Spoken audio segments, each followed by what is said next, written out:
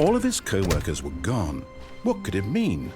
Stanley decided to go to the meeting room. Perhaps he had simply missed a memo.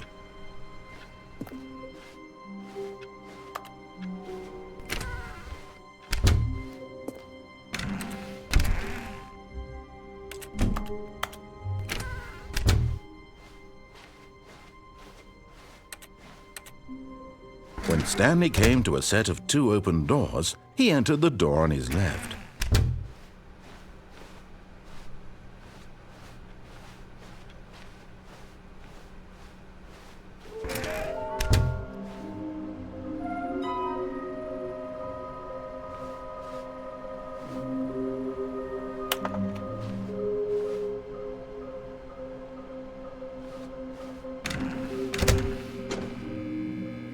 Stanley stepped into the broom closet, but there was nothing here, so he turned around and got back on track.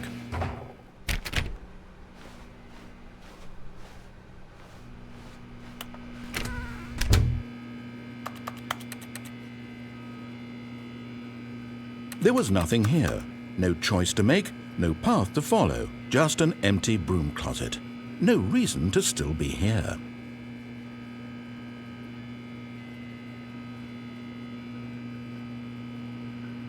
It was baffling that Stanley was still just sitting in the broom closet.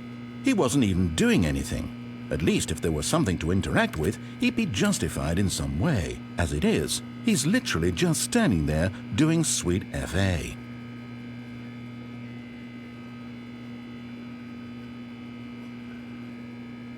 Are you really still in the broom closet? Standing around doing nothing? Why? Please offer me some explanation here. I'm genuinely confused.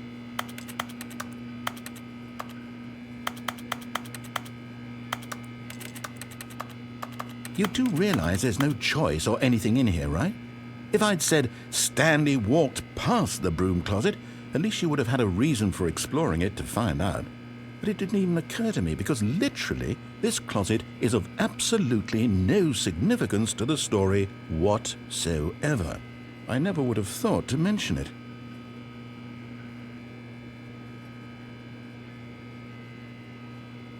Maybe to you this is somehow its own branching path. Maybe when you go talk about this with your friends you'll say, "Oh, did you get the broom closet ending? The broom closet ending was my favorite." I hope your friends find this concerning.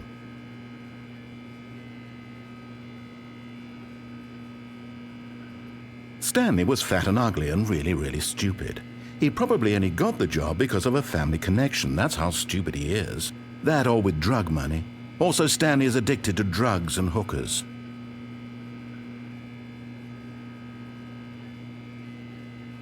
Well, I've come to a very definite conclusion about what's going on right now. You're dead. You got to this broom closet, explored it a bit, and were just about to leave because there's nothing here, when a physical malady of some sort shut down your central nervous system and you collapsed on the keyboard. Well, in a situation like this, the responsible thing is to alert someone nearby so as to ensure that your body is taken care of before it begins to decompose. Hello? Anyone who happens to be nearby? The person at this computer is dead. They have fallen prey to any number of your countless human physiological vulnerabilities. It's indicative of the long-term sustainability of your species. Please remove their corpse from the area and instruct another human to take their place, making sure they understand basic first-person video game mechanics and filling them in on the history of narrative tropes in video gaming, so that the irony and insightful commentary of this game is not lost on them. All right, when you've done that, just step out into the hallway.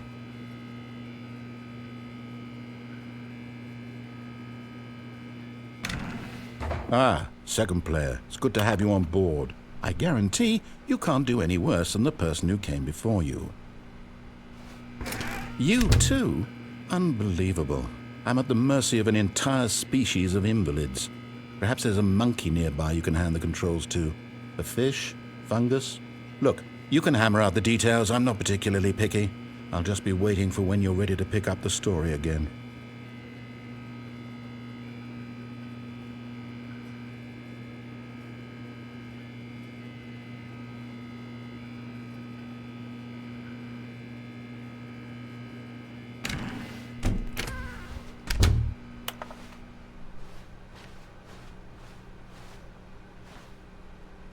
Coming to a staircase, Stanley walked upstairs to his boss's office.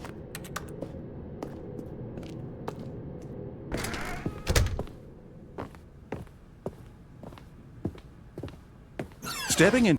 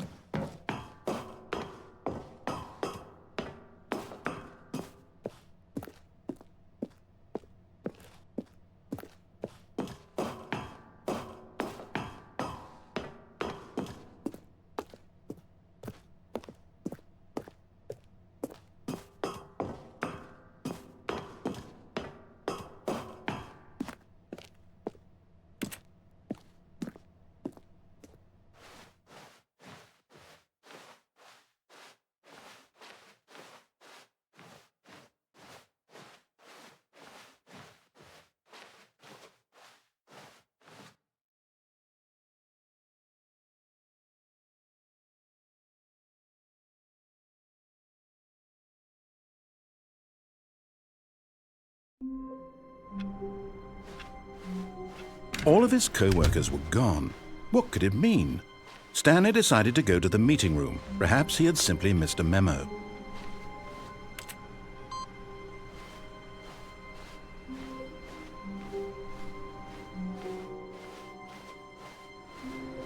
No matter how hard Stanley looked, he couldn't find a trace of his co-workers.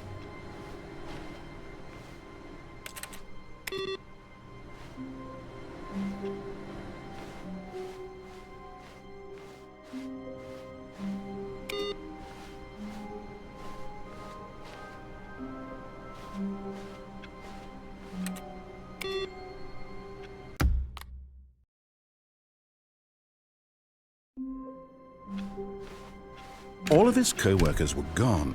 What could it mean? Stanley decided to go to the meeting room. Perhaps he had simply missed a memo.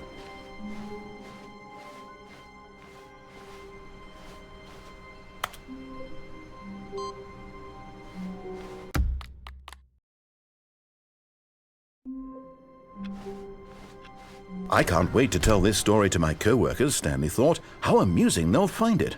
Oh, won't we all just laugh and laugh at the time I thought everyone had gone missing.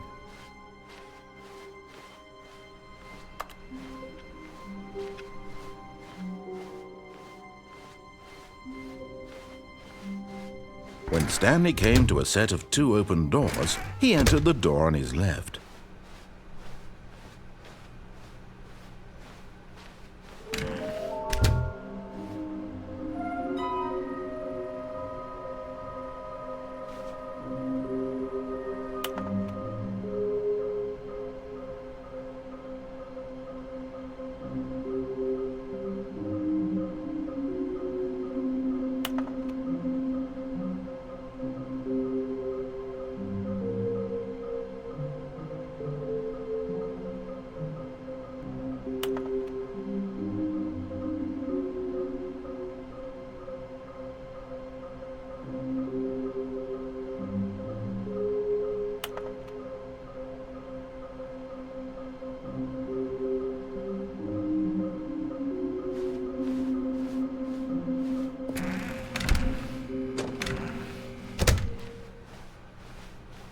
Coming to a staircase, Stanley walked upstairs to his boss's office.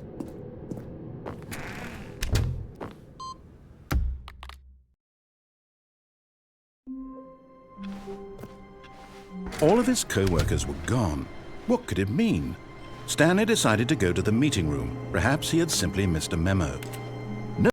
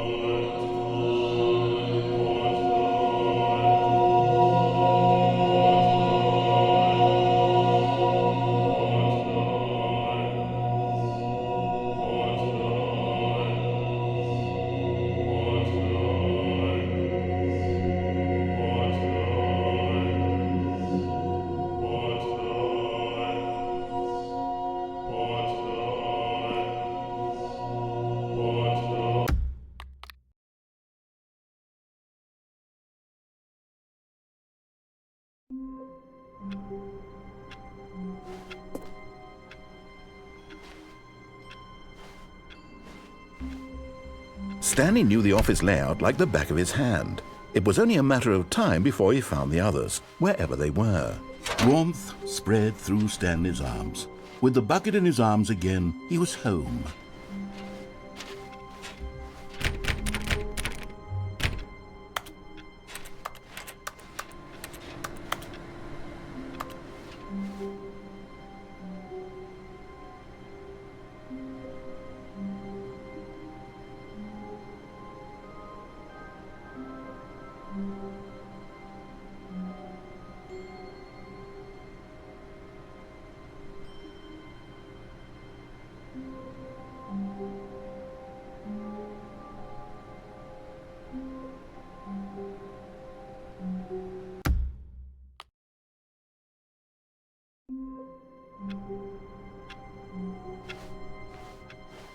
All of his co-workers.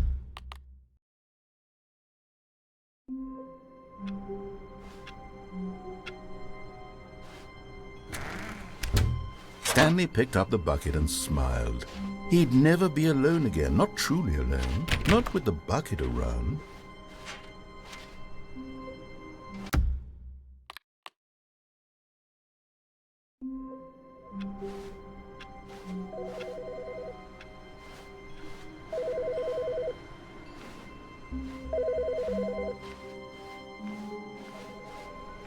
The good old bucket. Just Stanley and the bucket, off on another thrilling adventure together.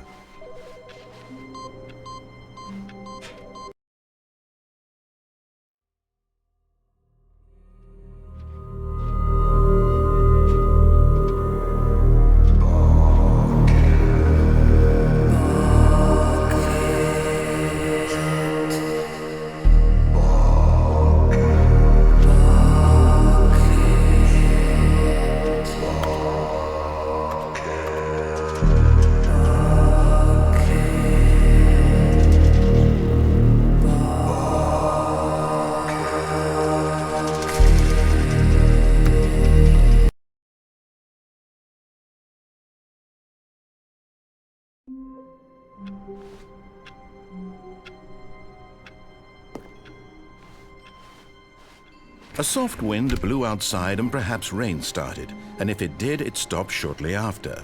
Stanley hoped that he would one day see weather.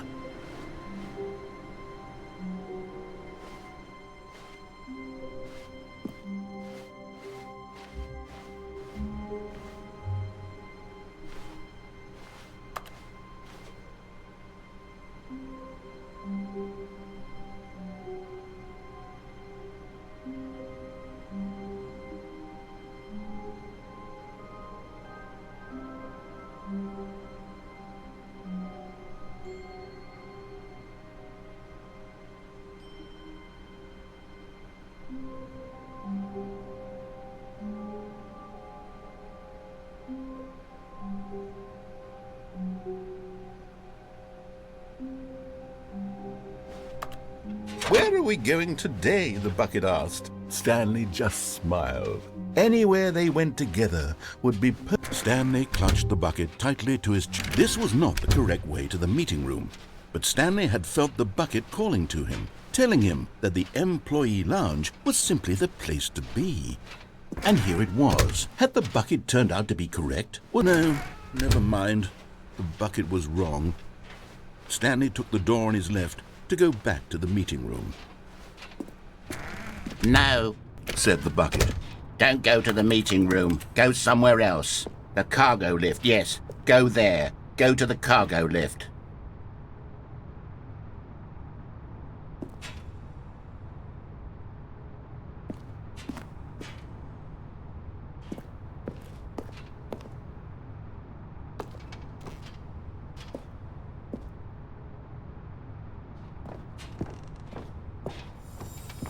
You're getting close now, Stanley. You've nearly gotten all of the Figler and Marines. Very soon, you'll collect the last one, and then the first number will equal the second number, and that will be it.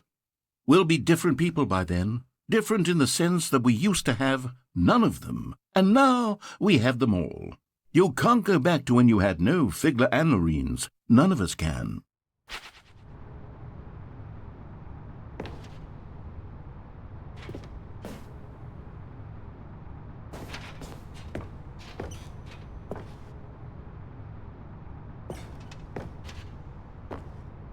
But Stanley feared that any path he walked might lead to the separation of himself and the bucket, his dearest friend. So he threw himself to his death, that they might die in one another's arms. How deeply touching.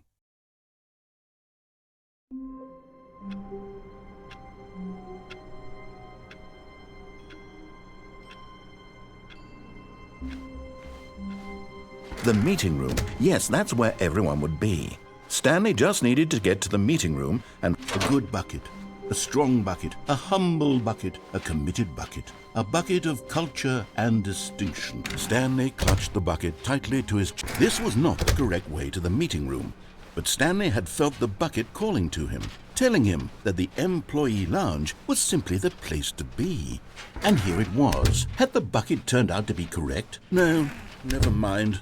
The bucket was wrong. Stanley took the door on his left to go back to the meeting room. "No," said the bucket.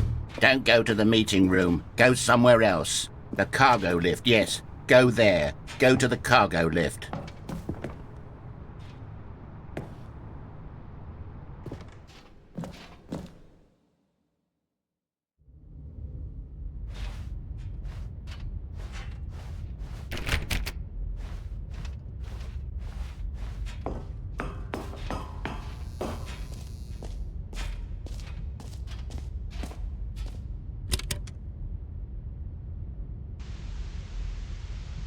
Okay, this is day number 295.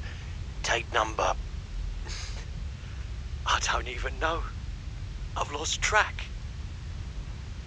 Nothing feels real anymore. The longer I study this bucket, the less sense anything makes. The sheer euphoria I feel every time I pick it up No matter how many times I've done it, it's always the same feeling. And the emptiness in my chest when I set it down. It doesn't make sense. There's no explanation for it. I still haven't figured out why I see the world so differently when this bucket is in my arms. Why everything feels so... What do I do with this treasure? I can monetize it. Yes. It's unthinkable the amounts of money people will pay for even just an hour with the bucket. This is my golden ticket. But I have to be careful, because as soon as this gets out, there's going to be a target on my back. Even now, I don't know who might be trying to get... What's that? Who's there? Camporata.